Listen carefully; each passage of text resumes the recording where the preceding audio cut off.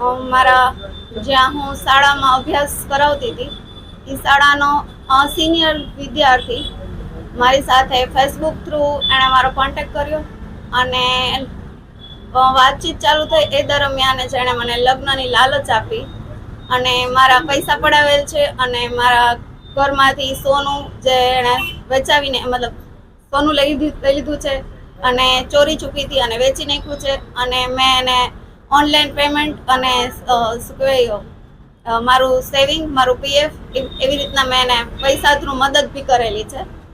અને જે હાલ પછી મને આવા લગ્નની લાલચના આ કારણે અને મારી સાથે 1.5 વર્ષ સુધી શરીર સંબંધ બાંધેલા છે અને શારીરિક શોષણ. સર, એમનું નામ છે ધ્રુવલ પંકજભાઈ દેસાઈ.